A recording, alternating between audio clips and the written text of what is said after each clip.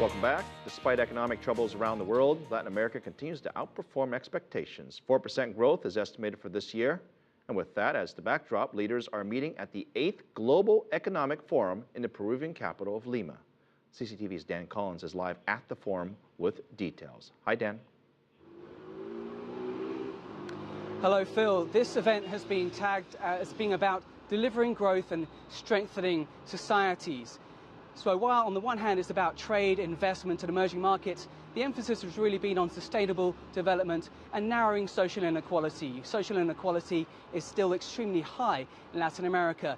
And while all the participants, more than 600 of them here at the forum, are aware of the tremendous economic growth which Latin America has experienced over the last 10 years, I think they're aware of the opportunities that presents and also the challenges too. But to show that this forum wasn't just about a business, earlier I spoke to Baroness Valerie Amos. She's one of the co-chairs of the forum, and she's also the Undersecretary General for Humanitarian Affairs with the United Nations. She told me about her vision for Latin America on the global stage. I think the first thing is that the countries are all different. So we talk about Latin America as a region, and I think it's important that we do that sometimes. But you have some really big power players like Brazil and Mexico. Then you have countries like Peru, which is where we are today, which has seen very good growth. I think the really important thing about the last few years in this region is that not only have we seen steady growth, but you have also seen investments in the social sector, which is so important.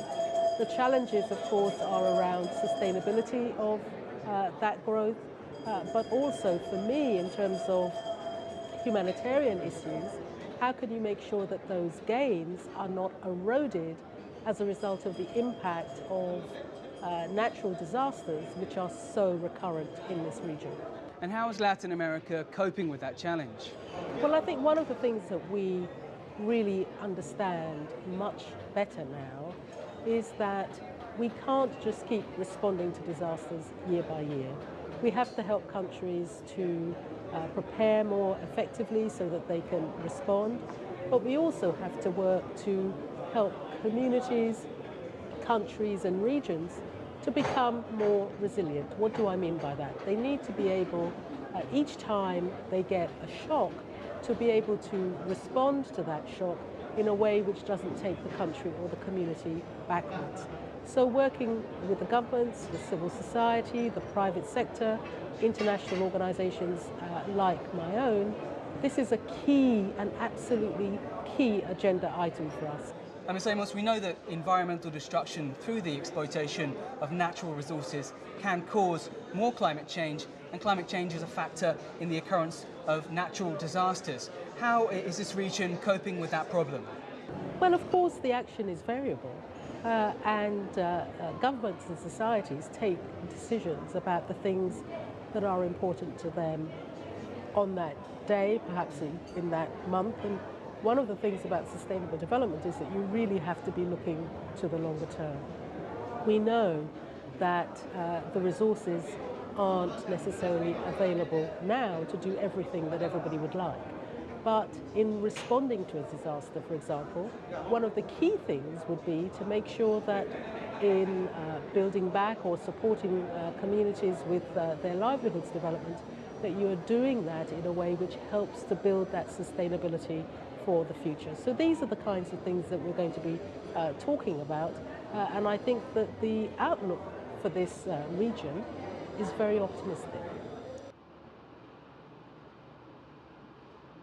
So we heard there from Baroness Amos about disaster relief, and Latin America's is prone, of course, to natural disasters, as she mentioned. The talks here have really focused more on how to make Latin America more competitive, and also how to tie in and try and guarantee, or lay the foundations, if you like, for long-term prosperity, to guarantee that this boom which is experiencing at the moment isn't going to turn into a bust. And among those talks have been how to make Latin America have a less asymmetrical relationship with larger trading partners like China and the United States, to make it less reliant on exporting raw materials and starting to produce products which have added value, as a way of reducing its dependency on raw materials and trying to diversify the economies on the continent. Hey, Dan, this issue about sustainable development that you mentioned earlier was also in your interview as well. I mean, obviously it's a big issue at the forum. Has there been any plans put in place? I mean, there's been a lot of talk, but a lot of people are looking for plans on paper. Plans, yes. Well, at this kind of talking shop, if you like, there haven't been a great deal of plans laid out at this stage. There have been talks about how to, for example, to make the exploitation of the Amazon more sustainable without destroying the Amazon rainforest, how to make rural development more of a reality, because at the moment we're seeing all of the economic growth in urban areas, and how to make changes on a social scale, if you like, so that women can be brought into the business world and have a greater role in the workplace.